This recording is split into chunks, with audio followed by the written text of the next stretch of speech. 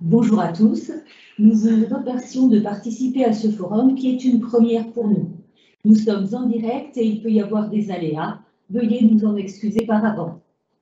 Si vous n'avez pas renseigné votre prénom lors de votre connexion, nous vous invitons à remplir la fiche contact en utilisant le lien dans le fil de discussion. Vous pouvez accéder à ce fil de discussion en cliquant sur l'icône avec un point d'interrogation en haut à droite de votre écran.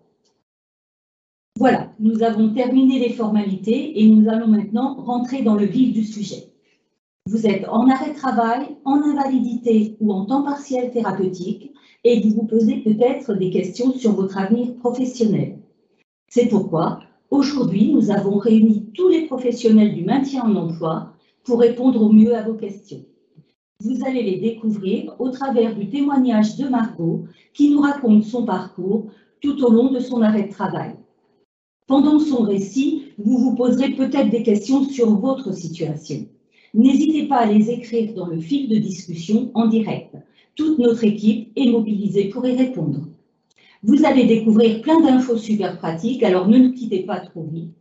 À la fin de la présentation de Margot, une fiche synthèse par organisme présent vous sera transmise avec un questionnaire de satisfaction. Et maintenant, Margot, c'est à toi. Bonjour à tous. Je m'appelle Margot et si je suis devant vous aujourd'hui, c'est pour vous parler de mon parcours professionnel qui n'a pas été toujours très simple. Voilà, j'étais auxiliaire de vie, un métier qui me passionnait vraiment. Et puis, il y a 2 ans, je suis tombée en arrêt maladie suite à des gros problèmes de dos. Alors, les premiers mois de l'arrêt m'ont fait du bien, m'a permis de me reposer, de prendre soin de ma santé. Mais après, effectivement, une fois que les soins ont été mis en place, je tournais un petit peu en rond et j'ai commencé à réfléchir qu'est-ce que j'allais pouvoir faire avec ce dos qui était vraiment en vrac et puis comment j'allais pouvoir reprendre mon parcours professionnel, dans quelles conditions, comment. C'est à ce moment-là qu'est arrivée une convocation du service médical de la sécurité sociale. Alors, je ne vous cache pas que j'avais très peur qu'on me coupe les indemnités journalières, c'est pas évident, hein, une convocation du médecin conseil. Mais d'ailleurs, est-ce que vous savez vraiment ce que fait le service médical ? Madame Dupont se propose effectivement de vous le présenter. Bonjour Margot.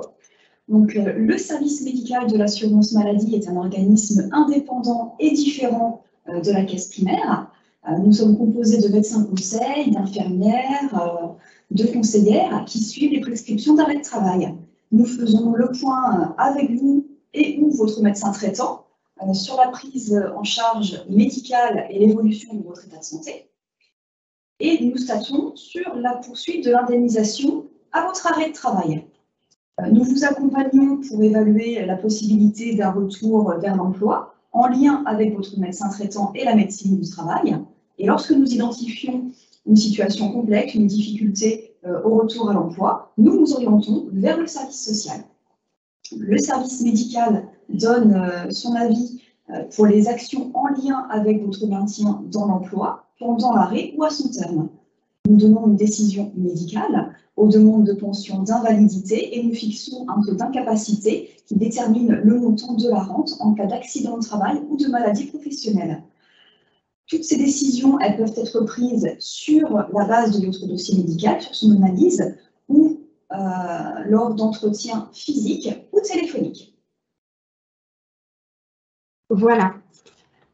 Donc, à la suite de ce rendez-vous avec le service médical de la sécurité sociale, on m'a proposé de rencontrer une assistante sociale de la CARSAT.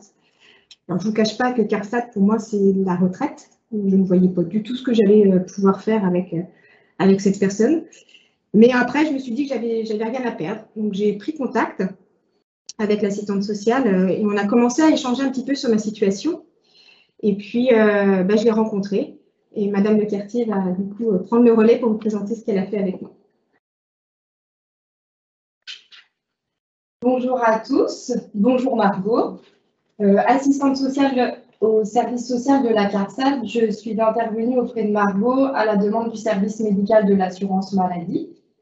Un problème de santé, on le sait, peut avoir des incidences sur la vie personnelle, professionnelle, sociale, familiale, financière. Ainsi, le service social de la CARSAT est un service social spécialisé en santé. Il peut ainsi vous proposer un accompagnement social adapté en tenant compte de l'ensemble de vos difficultés durant votre arrêt. Le service social de la CARSAT intervient dans différents domaines, tels que l'accès aux soins, la perte d'autonomie ou la prévention de la désinsertion professionnelle. Ainsi, nous prenons en compte les besoins et les capacités des personnes à agir sur leur situation pour aboutir au maintien en emploi. L'accompagnement social peut être réalisé sur du long terme et peut se mettre en place précocement, soit dès le début de l'arrêt de travail. Pour Margot, je l'ai accompagnée dès le début de son arrêt de travail et ce jusqu'à sa reprise. J'ai ajusté mon accompagnement en fonction de l'avancée de ses soins, de ses capacités, tout en faisant du lien avec les partenaires médico-sociaux qui sont intervenus tout au long de son parcours. En conclusion, le service social de la CARSAT vous propose un accompagnement social global tout au long de votre arrêt afin de mieux appréhender cette période. Donc, j'ai rencontré Madame Lequertier plusieurs fois tout au long de mon parcours, pendant mon arrêt. En fait, dès que j'avais une question, une inquiétude, je n'hésitais pas, ce qui m'a permis aussi de cheminer. Et puis, la première démarche qu'elle m'a demandé de faire, c'est effectivement de prendre contact avec le service de santé au travail pour voir le médecin du travail. Et effectivement, même en maladie, en arrêt maladie, on peut le voir. Donc, Madame Aude va vous présenter ce que fait le service de santé au travail. Bonjour, donc le service de santé au travail a pour principale mission de préserver la santé des salariés au travail.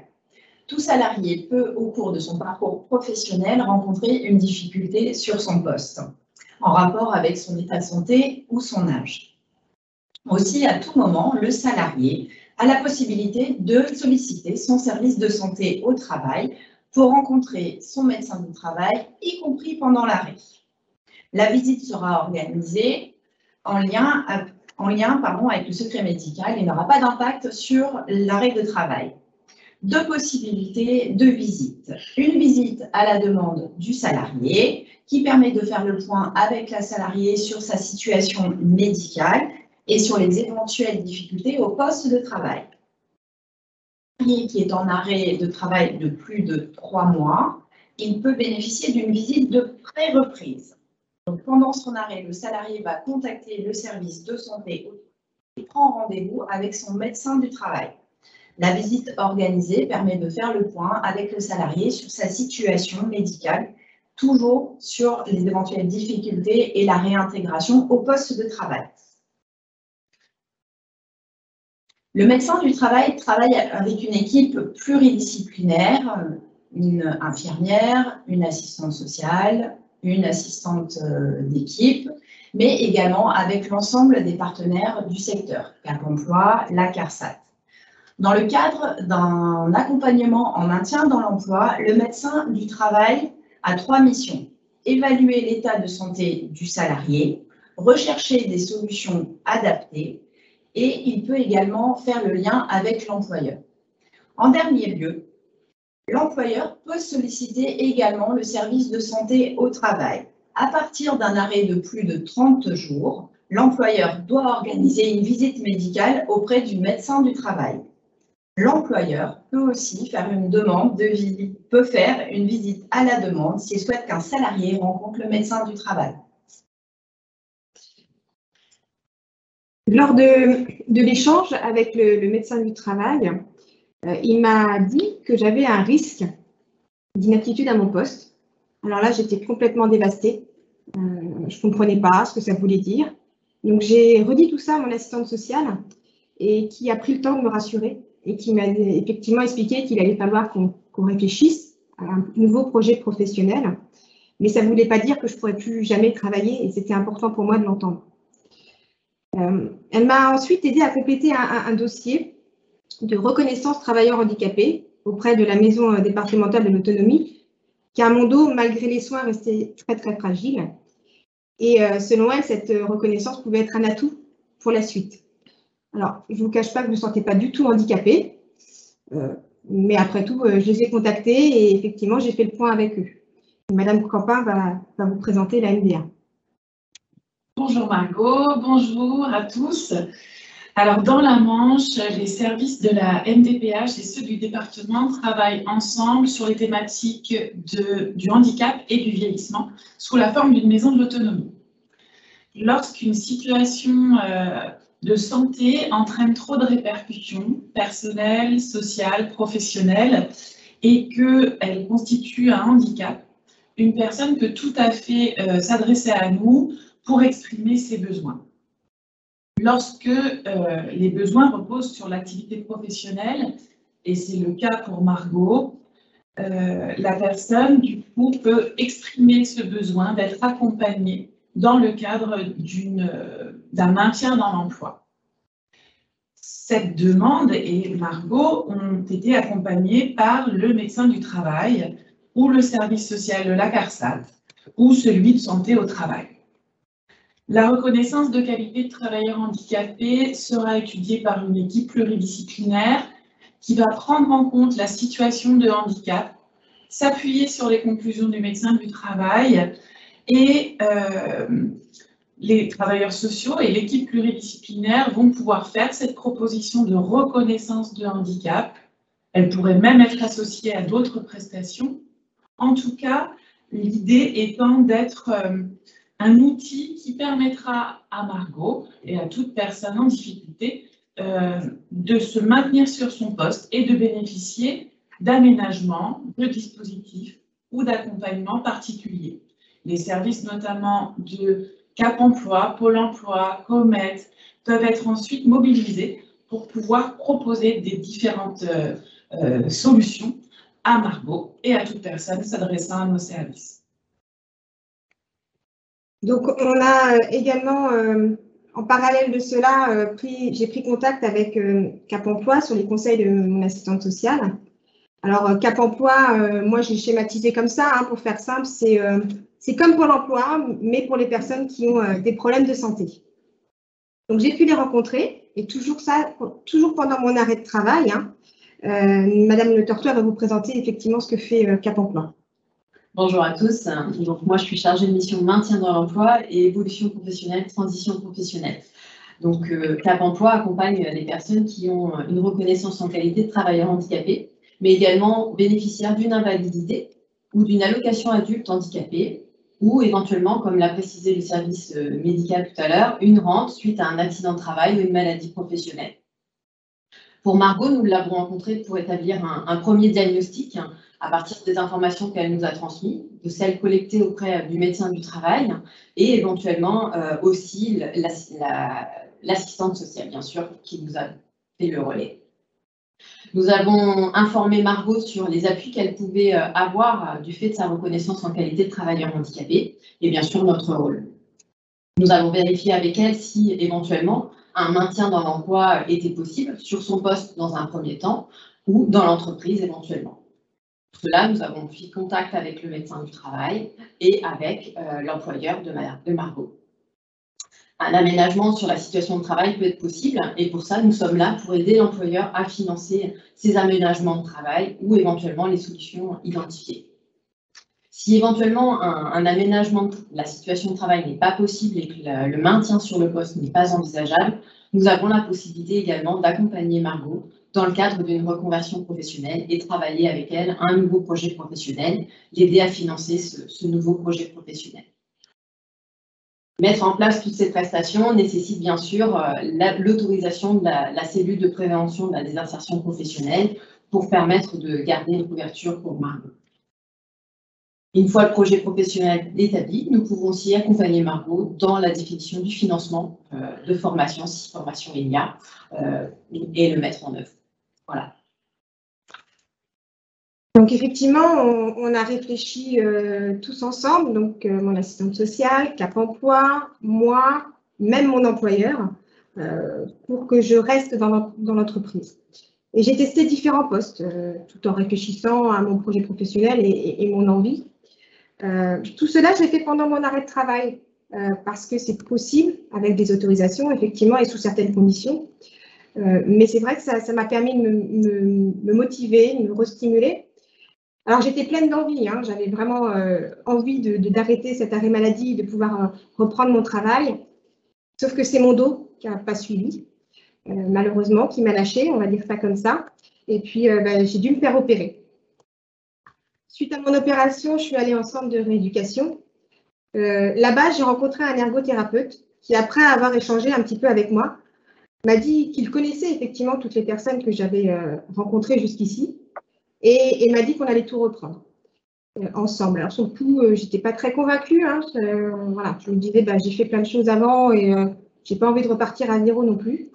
Et là, effectivement, il m'a présenté le Comet. N'est-ce pas, Monsieur Char? Bonjour à tous. Dans le cadre de la prise en charge de Margot au centre de rééducation, le médecin du centre l'a orienté vers notre service Comet, qui est un service d'insertion socio-professionnelle. Nous avons pu faire le point sur l'ensemble des démarches qui avaient déjà été engagées auprès de Margot durant son arrêt maladie et sur les différents interlocuteurs rencontrés pour éviter les doublons, tout simplement. Nous travaillons en étroite collaboration avec l'ensemble de ces organismes, ce qui nous a permis de prendre contact avec le service de santé au travail et notamment le médecin du travail. Nous avons pu les rendre compte de l'évolution de la pathologie et de la rééducation de Margot. Fonction de cette évolution, nous allons déterminer s'il y a la possibilité d'apporter des améliorations dans son activité de travail, aussi bien sur le plan matériel que organisationnel. Cette réflexion se fait avec l'employeur. Les démarches de subvention peuvent être réalisées en cas d'aménagement de poste. Il est important de savoir que tout n'est pas à la charge de votre employeur. Nous avons plusieurs outils, comme l'a souligné Margot, à notre disposition pour faire des essais en situation réelle de travail, comme la mise en situation professionnelle sous IJ, qui se fait durant l'arrêt maladie. Si le poste de travail n'est plus adapté à l'état de santé, risque d'inaptitude, une réflexion est alors amorcée sur la réorientation et la reconversion professionnelle. Dans ce cas-là, dans le service, Margot a pu rencontrer notre psychologue du travail. Il l'a accompagné dans cette démarche de réflexion, on va dire la phase de deuil également. Le début de la démarche peut se faire durant l'hospitalisation, puis, selon les situations, un relais vers d'autres organismes tels que Cap Emploi, par exemple, peut être organisé. Globalement, l'accompagnement ne s'arrête pas à la fin de l'hospitalisation, mais il peut aller jusqu'à la reprise de l'activité de travail ou bien l'entrée en formation. Donc, il s'est mis en relation avec toutes les personnes qui m'avaient accompagné, car ils se connaissent et échangent beaucoup entre eux, et régulièrement au sein d'une cellule qu'on appelle la cellule de prévention de la désinsertion professionnelle. Alors, j'étais rassurée sur le fait que je n'allais pas repartir complètement à zéro, et tout ce que j'avais commencé à élaborer allait me servir. Vers la fin de la rééducation, on a repris mes démarches de reconversion professionnelle, et tous les acteurs se sont rassemblés autour de moi pour me faire avancer dans mon projet. On a exploré une piste que j'avais abandonnée avant, et effectivement, parce que mon employeur me proposait un poste dans un service administratif, pour dire les choses. Je l'ai testé sur un mois et mon dos a tenu. Mais je vous avoue que j'étais très, très sceptique parce que moi et les ordis, je n'étais pas à l'aise. Donc, il me fallait effectivement des formations pour pouvoir reprendre ce poste. Donc, tous ces professionnels se sont de nouveau réunis et ont réfléchi ensemble à une solution et m'ont proposé un dispositif qui s'appelle le contrat de rééducation en entreprise. Il est porté par la CEPAM, comme va vous le présenter M. Coigny. Bonjour à tous. Effectivement, donc le contrat de rééducation professionnelle en entreprise est un dispositif financé par l'assurance maladie favorisant le retour en emploi après un arrêt de travail pour un salarié ayant perdu la possibilité totale ou partielle d'exercer son activité professionnelle. Pour Margot, c'est l'association Comet qui m'a contacté pour savoir s'il était possible de mettre en place ce CRPE. Donc, dans un premier temps, j'ai vérifié les conditions d'éligibilité par rapport à ce CRPE. Donc, vérifier que Margot avait effectivement toujours des droits envers l'assurance maladie. Et ensuite, que Margot était bien reconnue en qualité de travailleur handicapé par la Maison de l'Autonomie. Ensuite, j'ai pris contact avec l'employeur pour m'assurer que celui-ci avait une réelle volonté de reclasser Margot et ainsi éviter un licenciement pour inaptitude. Donc, l'employeur m'a communiqué le programme de formation que Margot avait donc établi et l'accord du financement par la GFI. Donc la GFIP, c'est l'association de gestion du fonds pour l'insertion professionnelle des personnes handicapées. Donc l'employeur m'a communiqué la future rémunération de Margot. Et cette rémunération sera partagée entre l'employeur et l'assurance maladie à hauteur de 50% pour chacune des parties. La partie donc assurance maladie ne pourra pas dépasser le montant des indemnités journalières que percevait Margot pendant son arrêt de travail. Après avoir collecté toutes ces informations, j'ai organisé un rendez-vous avec les différentes parties, donc Margot, son employeur et la CPAM, pour donc signer ce fameux CRPE et formaliser l'engagement de tous. Puis, chaque mois, l'employeur doit adresser à la CPAM une attestation de présence, et c'est cette attestation de présence qui permettra donc le remboursement soit de l'employeur, soit de Margot à hauteur de 50%. Donc, grâce à ce dispositif, Margot a pu conserver un emploi. Margot aura pu faire son CRPE dans une autre entreprise dès lors qu'il y aura une promesse d'embauche. Donc, il faut savoir qu'un CRPE est possible dans l'entreprise même de Margot ou dans une autre entreprise. Avec un bon accompagnement et de la volonté, tout est possible. Voilà, donc ça fait maintenant 6 mois que j'ai fini ce parcours, certes compliqué et long, mais tellement bénéfique. Je suis maintenant au service des ressources humaines de mon entreprise et je m'y sens bien, même si mes douleurs sont encore présentes, hein, je ne suis pas complètement guérie, mais j'arrive à les gérer. En tout cas, sur ce poste, c'est possible. Tout cela pour vous dire que l'on n'est pas tout seul pendant l'arrêt de travail. Les services dont je vous ai parlé et qui se sont présentés là travaillent ensemble pour nous accompagner et pour nous faciliter le retour à l'emploi. Alors surtout, n'hésitez pas à les contacter. Merci Margot pour ton témoignage. Si vous souhaitez revoir cette vidéo, un mail vous sera envoyé pour accéder au replay. Un mémo est également à votre disposition pour vous rappeler les missions des différents services qui sont intervenus et leurs coordonnées.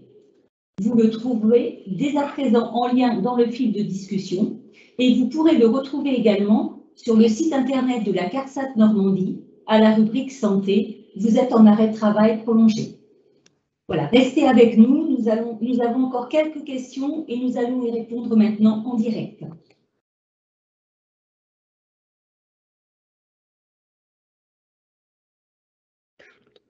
Alors, je perds un peu votre porte-parole, je vais reprendre les questions qui reviennent un peu souvent, notamment la notion d'une durée d'indemnisation au niveau de votre arrêt maladie.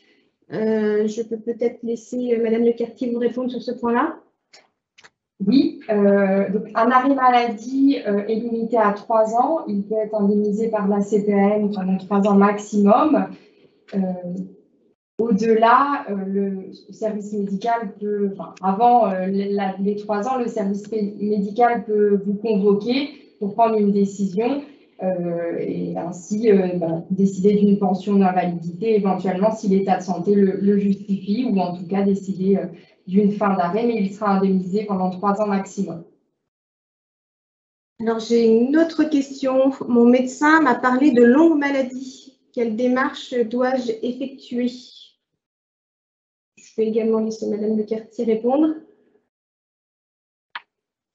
Alors, la longue maladie au niveau sécurité sociale, l'ALD, l'affection longue durée, ça n'a pas d'incidence sur le montant de vos indemnités journalières, mais en tout cas, en termes de prise en charge des soins, ça peut avoir une incidence.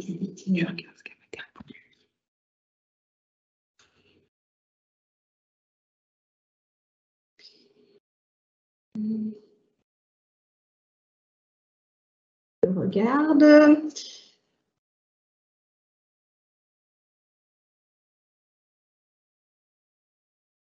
Est-ce qu'il y a d'autres questions?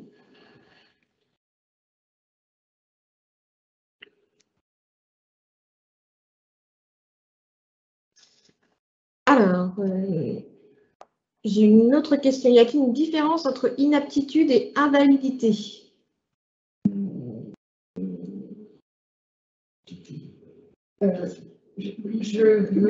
Allez-y, Madame Lecartier.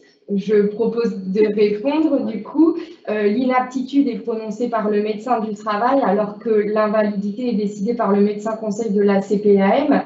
Donc, c'est donc deux décisions bien différentes. Vous pouvez être déclaré inapte à votre poste de travail par le médecin du travail, mais le médecin conseil, lui, évaluant une capacité de travail générale, peut ne pas décider d'une pension d'invalidité ou alors que d'une invalidité de première catégorie s'il considère que votre état de santé vous permet encore d'exercer une autre activité professionnelle.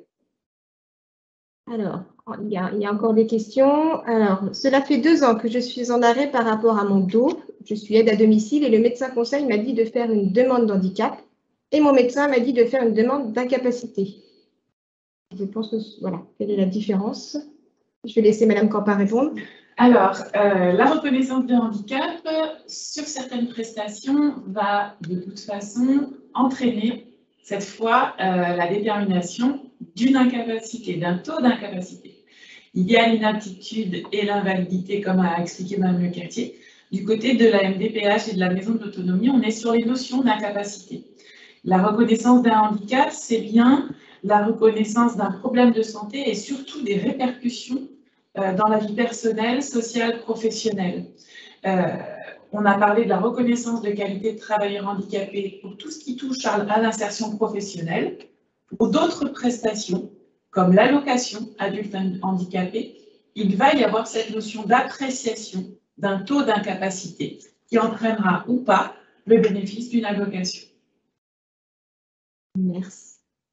Alors ensuite, une question, il faut donc déjà être reconnu handicapé afin de bénéficier du CRPE. Donc cela peut prendre du temps puisque mon dossier vient juste d'être accepté par la MDPH et commence l'étude de mon dossier. Madame Campa. Je prends sur la notion de la reconnaissance. Les encouragements que je peux faire, c'est effectivement d'illustrer au mieux le formulaire que vous aurez envoyé. Si vous avez été accompagné par un partenaire qui est autour de la table, n'hésitez pas non plus à le solliciter pour qu'il appuie, entre guillemets, en tout cas qu'il accompagne votre demande par le biais d'éléments complémentaires. Plus un dossier sera complet, plus les équipes de la Maison de l'Autonomie pourront l'évaluer rapidement et pourront le passer au plus vite auprès de la commission départementale. Si toutefois, et on comprend tout à fait, vous trouvez que les délais s'allongent et peuvent vous empêcher de profiter d'une prestation ou d'un accompagnement, n'hésitez pas à revenir vers nos services, quitte à faire relayer votre demande par le partenaire qui vous accompagne pour qu'on puisse éviter une rupture, éviter des projets qui sont déjà construits avec vous et pouvoir accélérer, entre guillemets, le traitement de votre demande. Je vais apporter une petite précision. Effectivement, il est tout à fait possible de mettre en place un CRPE lorsque les démarches pour être reconnu et donc travailleur handicapé sont entamées. Donc voilà, quand il y a un réel handicap, déjà il est reconnu, on le voit. Dans ce cas-là, on peut tout à fait mettre en place le CRPE et débuter avant même la fin des décisions. Et Cap Emploi peut également intervenir, même si le statut n'est pas totalement reconnu en qualité de travailleur handicapé. Si on a au moins la lettre d'accusé de réception et éventuellement on peut se mettre en relation avec les services de la maison départementale pour pouvoir lancer des démarches si cela est nécessaire. Merci. J'ai une question. Pourrais-je continuer à travailler avec une pension d'invalidité? Monsieur Char. Bonjour, je vais essayer de vous répondre. Effectivement, la pension d'invalidité, elle est là pour ça. Elle permet d'avoir une réduction du temps de travail qui va permettre à la personne d'avoir une indemnisation lui permettant par exemple de travailler à 80% au lieu des 100% antérieurs par rapport à la situation de handicap. Donc, quelle que soit la catégorie de l'invalidité, première ou deuxième catégorie, il a tout de même la possibilité de poursuivre une activité de travail et de bénéficier du coup d'une réduction du temps de travail. Nous, au service Comet, nous avons beaucoup de personnes porteurs de handicap dits lourds et nous nous retrouvons souvent dans ces situations, donc c'est tout à fait faisable.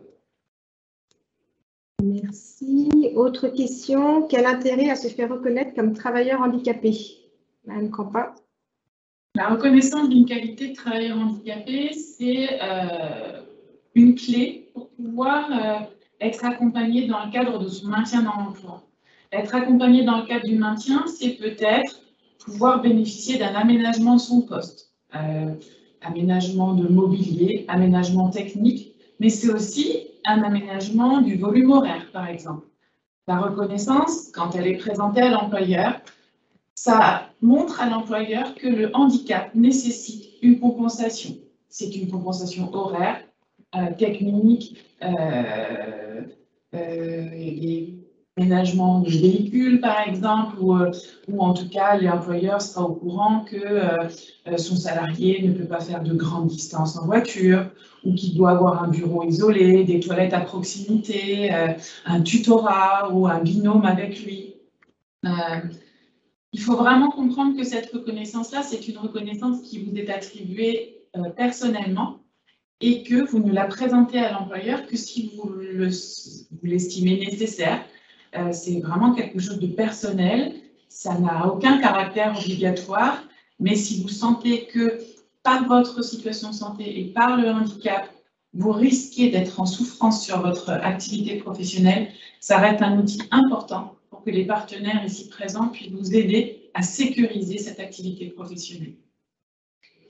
En effet, je peux compléter, Madame Pampin, avec ce statut de reconnaissance en qualité de travailleur handicapé, vous avez la possibilité de bénéficier des aides de la GFIP ou du FIP en fonction de votre statut, fonction publique ou privé, secteur privé. Voilà, donc c'est vraiment un atout parfois dans certaines situations. Ça permet en tout cas de prendre en compte des difficultés de santé, de pouvoir éventuellement aussi, je pense que vous avez déjà entendu parler du compte de formation professionnelle qui permet d'être abondé par le fait de cette reconnaissance en qualité de travailleur handicapé. Vous pouvez bénéficier d'un peu plus de capital de formation pour pouvoir compléter vos formations et compétences. Alors, je vous laisse de nouveau la parole, Madame Le Tortois, puisque nous avons une question. Que va m'apporter l'accompagnement de Cap Emploi? L'accompagnement de Cap Emploi, il va vous apporter un appui dans les démarches auprès de l'employeur et du médecin du travail, dans un premier temps, éventuellement aussi auprès des différents partenaires. Comme l'a dit Madame Pampin, on peut être là aussi pour vous aider à compléter votre dossier de reconnaissance en qualité de travailleur handicapé. Il peut être un appui, justement, comme je le précisais tout à l'heure, pour mobiliser des aides spécifiques en fonction de chaque situation. On a différentes aides qui peuvent être mobilisées et vous aider à avancer dans votre parcours. Et il permet éventuellement aussi d'aider les entreprises ou les futurs employeurs à identifier des compensations à mettre en place en fonction de vos difficultés. Merci. J'ai une autre question. Au-delà de 3 ans d'indemnité journalière, comment cela se passe si on ne peut pas reprendre le travail? Oui. Alors, l'idéal, c'est d'anticiper la fin des 3 ans d'arrêt parce que, comme je le disais tout à l'heure, du coup, pour un arrêt maladie, votre arrêt est limité à 3 ans d'indemnisation. Du coup, il y a possibilité, si votre état de santé ne vous permet pas de reprendre le poste ou de reprendre un emploi, d'effectuer une demande de pension d'invalidité auprès du service invalidité de la sécurité sociale, ce qui engendrera une convocation avec le médecin conseil qui statuera sur une pension d'invalidité en fonction de votre état de santé. Donc effectivement, si je peux compléter un petit peu, le médecin conseil, lors de ce rendez-vous, il va évaluer la capacité d'exercer une activité et la perte de gain. Et en fonction de ça, il va estimer la catégorie d'invalidité à attribuer, ce qui donnera lieu derrière à une pension d'invalidité.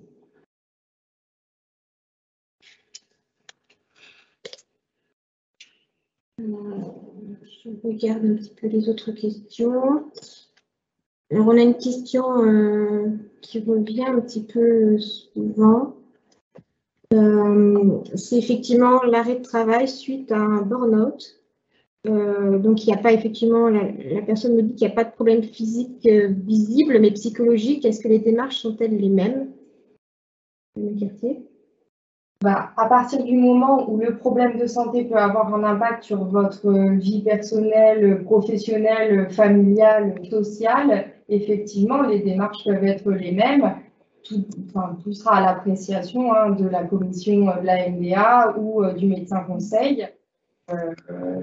L'état de santé sera pris en compte dans ce cadre-là. Et pour poursuivre sur des situations d'épuisement professionnel liées à l'environnement de travail, les équipes de la Maison de l'Autonomie peuvent proposer des reconnaissances sur des courtes durées, des reconnaissances sur 1 an ou 2, le temps que la personne puisse se poser, réfléchir à une reconversion en dehors de l'entreprise qui lui occasionne des troubles. Voilà, cette reconnaissance sur une courte durée peut parfois soulager la personne et lui permettre de travailler une autre piste professionnelle. Et peut-être que du coup, à terme, en dehors de ce champ, en dehors de cet environnement-là, la situation de santé peut aller mieux et du coup, la reconduction d'une reconnaissance de ce type ne serait peut-être pas nécessaire par la suite. Alors, j'ai une question. Est-ce que le patron peut refuser de nous mettre sur un autre poste et nous congédier?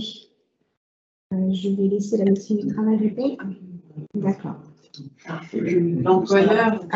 L'employeur a l'obligation de toute façon de faire une recherche de reclassement si dans les postes qui sont présents au sein de l'entreprise ou du groupe, parce qu'il peut y avoir aussi d'autres entités au sein du groupe, s'il n'a pas de proposition de reclassement possible, il doit le formuler auprès du médecin du travail et de la personne concernée, bien sûr.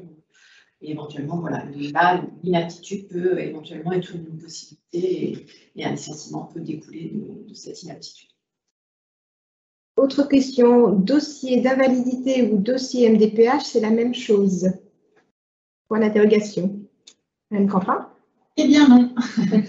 Le dossier d'invalidité, on va vraiment être sur le code du travail et du coup sur le code de sécurité sociale pour tout ce qui est appréciation de l'environnement de travail et prestations accompagnées. Sur la Maison de l'Autonomie, on est sur le code de l'action sociale et des familles. C'est un peu compliqué, mais effectivement non. Nous, on va être sur la reconnaissance du handicap. Et je voulais préciser que le handicap, c'est à partir du moment où un problème de santé dure au moins 1 an. Il faut vraiment qu'il y ait cette année avant qu'on puisse vraiment parler de handicap. Donc nous, on va être sur l'appréciation du handicap, on va être sur l'appréciation des autonomies, en quoi le handicap entraîne des difficultés dans ma vie perso, mais même sur les actes essentiels, ce que nous on appelle les actes essentiels, la toilette, l'habillage, les déplacements. Est-ce que je peux encore sortir de chez moi? Est-ce que j'ai besoin d'être accompagnée par un tiers? Est-ce que j'ai besoin d'aide pour l'habillage, l'alimentation? Ben voilà, on va être sur les autonomies personnelles. Alors que sur l'invalidité de mémoire, c'est ça, on va plutôt, du coup, et là je vais laisser la parole à ma collègue, mais on va être sur d'autres considérations que celles que je viens d'écrire. Alors effectivement, comme dit Mme Campin, la reconnaissance de ce travailleur handicapé, elle est réalisée par la Maison de l'Autonomie. Elle donne lieu à un taux de reconnaissance du handicap et ce taux ne doit pas être confondu avec la pension d'invalidité aussi, parce qu'on pose souvent cette question-là. Elle est établie par le médecin conseil du service médical. Et la pension d'invalidité, la reconnaissance d'invalidité, elle va être établie sur des critères vraiment médicaux, l'analyse de votre état de santé médical. Ça va être basé sur la réduction de la capacité de gain à l'exercice d'un travail, mais vraiment sur votre dossier médical, sur votre état de santé. Je me permets aussi d'ajouter quand même qu'il y a plusieurs catégories de pension d'invalidité. Il y a 3 catégories, la 1, la 2, la 3. La première catégorie, c'est plutôt pour des personnes qui peuvent continuer à exercer une activité professionnelle mais devoir réduire leur temps de travail. Sur une deuxième catégorie, on est parfois sur un arrêt d'activité professionnelle ou en tout cas que quelques heures d'activité professionnelle. Et une troisième catégorie, c'est lorsqu'il y a besoin de l'assistance d'une tierce personne. Et en fonction de la catégorie, le montant va être différent, le calcul est différent. Sur une première catégorie, c'est 30% de la moyenne des 10 meilleures années de travail. En deuxième catégorie, c'est 50% de la moyenne des 10 meilleures années de travail. Et en troisième catégorie, c'est 50% de la moyenne des 10 meilleures années de travail, plus une majoration tierce personne. Il faut savoir qu'il y a la condition médicale évaluée par le médecin conseil, mais il y a aussi une condition administrative. Il faut 600 heures de travail avant l'arrêt ou avant la demande de pension d'invalidité pour pouvoir en bénéficier. C'est une condition aussi essentielle pour ouvrir droit à une pension d'invalidité, parce qu'effectivement, s'il n'y a pas suffisamment d'heures de travail, même si le médecin conseil décide médicalement de vous attribuer une pension d'invalidité, il se peut qu'administrativement, vous ne remplissiez pas les critères d'attribution et que la pension ne soit pas versée. Et dans ce cas-là, c'est nécessaire parfois aussi d'engager d'autres démarches auprès de la MDA. Merci. Alors, j'ai une question plus liée à la CPAM. Je comprends. Alors, je vais vous lire la question. Je suis en arrêt depuis 1 an, mais je suis passée en maladie depuis peu. Je voulais savoir si cela est normal que c'est l'employeur qui reçoive les indemnités journalières vu qu'il a fait une subrogation. Mais oui, effectivement, s'il y a subrogation, dans ce cas-là, on verse les indemnités journalières à l'employeur qui, lui, verse l'intégralité du salaire au salarié. Puisque nous, en fait, l'employeur paye le salarié comme il faisait avant, il a son bulletin de salaire, et donc il y a une non-activité, une non-production. Et dans ce cas-là, nous, on verse les indemnités journalières directement à l'employeur. Alors, j'ai plusieurs questions sur l'impact de l'arrêt maladie et du régime invalidité sur la retraite. Alors, il n'y a personne de la retraite. Est-ce que quelqu'un peut y apporter une petite réponse là-dessus? Je vais essayer, je pense. Si tu penses comprendre la question, à mon avis, il y a 2 axes. Soit est-ce que l'invalidité cotise pour votre retraite? Donc la réponse est oui. Et ensuite, arrivé à l'âge de la retraite, par contre, la pension d'invalidité s'arrête. Voilà. Simple. En fait, les trimestres sont validés, du coup, dans le cas d'une invalidité, mais la retraite étant calculée sur les 25 meilleures années de travail, effectivement, n'étant pas de l'activité, ça ne sera pas basé sur ces années-là pour le calcul de la retraite, mais en tous les cas, les trimestres sont validés si vous bénéficiez d'une pension d'invalidité.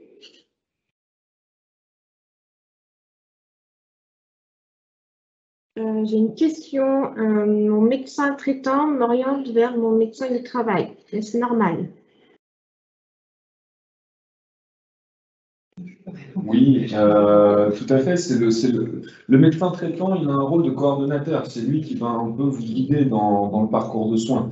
Donc son rôle est aussi de lutter contre le fait de ne plus être en insertion professionnelle. Donc il va vous pousser effectivement à prendre contact avec le médecin du travail pour avoir une reprise. Ça sous-entend peut-être que le médecin traitant estime que vous êtes en capacité de reprendre, ou bien qu'il y a certainement des démarches à prendre en compte pour adapter la situation. On ne peut pas rester effectivement indéfiniment en arrêt maladie, donc c'est pour cette raison que votre médecin traitant vous encourage à solliciter la médecine du travail pour voir qu'est-ce qui peut être fait dans votre situation. Est-ce qu'il y a d'autres questions?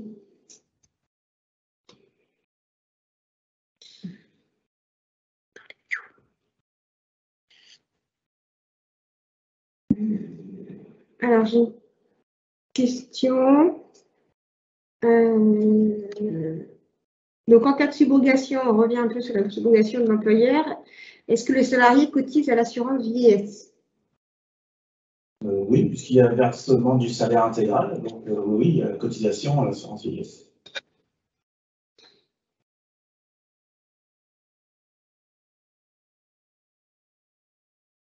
J'ai une autre question. Si j'arrive au terme de mes 3 ans de maladie professionnelle, comment je serai rémunérée? Après, la personne dit, car pour moi, c'est une grosse angoisse. Alors, la maladie, alors dans le cadre d'un arrêt maladie professionnelle ou accident de travail, l'arrêt n'est pas limité dans le temps comme un arrêt maladie à 3 ans, mais effectivement, on ne peut pas rester en arrêt indéfiniment. Donc, à un moment, le médecin conseil peut vous convoquer et prendre une décision. L'issue d'un arrêt accident de travail ou maladie professionnelle c'est d'établir, si votre médecin traitant a indiqué qu'il y avait des séquelles sur le certificat final, c'est d'établir un taux de séquelles. Et en fonction de ce taux de séquelles, il peut y avoir un capital versé par la CPAM ou une rente accident de travail ou maladie professionnelle également versée par la CPAM.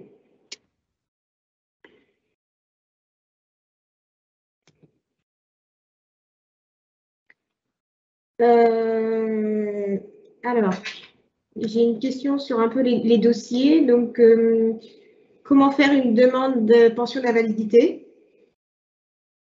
Donc, la demande de pension d'invalidité, c'est un simple document officiel à remplir par l'assuré et à remettre au service médical.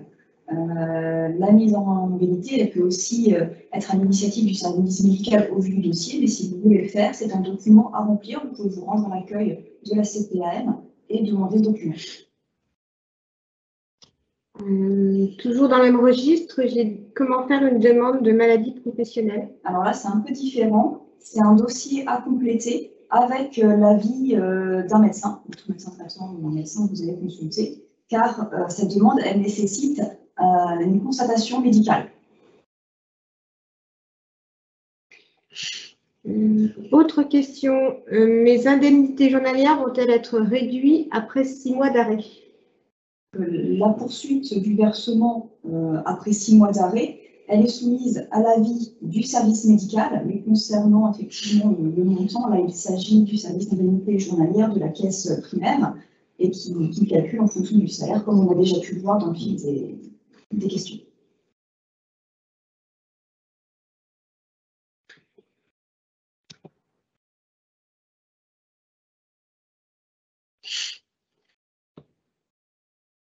Alors, je suis en ALD exonérante. Y a-t-il une autre solution où le médecin peut-il modifier le statut de l'ALD?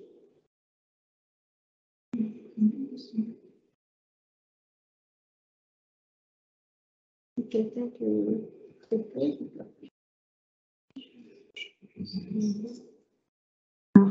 je pense que c'est quelqu'un qui doit avoir une affection longue durée,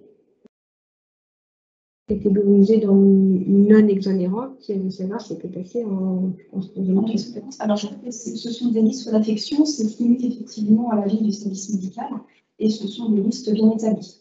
Donc, après, c'est à voir si vous faites partie de cette catégorie ou non.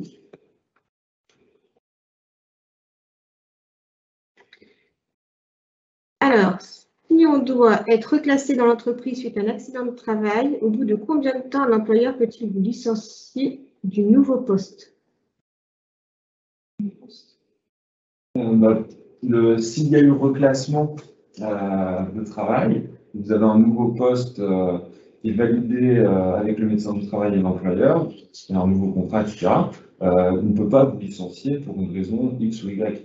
Donc non, il n'y a pas de possibilité de licenciement, à moins que vous vous retrouviez dans une situation où, avec la dégradation effectivement de votre état de santé et de l'augmentation de difficultés, que vous vous retrouviez en inaptitude également sur ce nouveau poste, mais autrement, il n'y a aucune raison que l'employeur puisse vous licencier de manière arbitraire.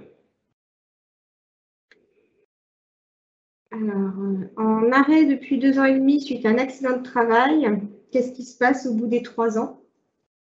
C'est la même chose que pour la maladie professionnelle de tout à l'heure. Ça donne lieu à un taux d'incapacité fixé par les médecins du travail et éventuellement à une relance aux arrêts.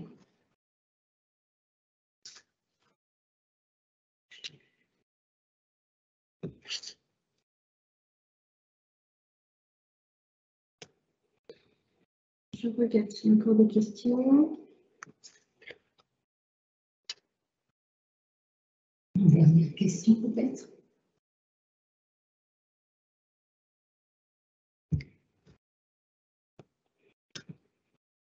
Une dernière question peut-être?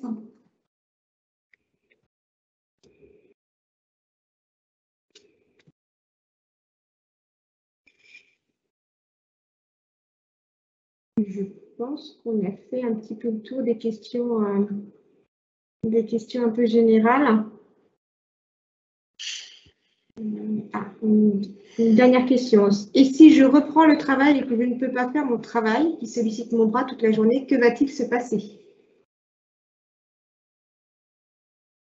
On peut répondre. Là, je pense que oui, il y aura du coup une visite avec le médecin du travail qui va vérifier en tout cas la compatibilité entre votre santé et le poste de travail, et s'il y a besoin éventuellement d'aménagement de situation de travail ou de reclassement, voilà, on va étudier en tout cas la situation pour voir si des choses peuvent être mises en place pour vous maintenir dans une nouvelle activité ou éventuellement travailler un nouveau projet professionnel, soit sur une période d'arrêt de travail ou dans le licenciement, si c'est un licenciement qui est acté.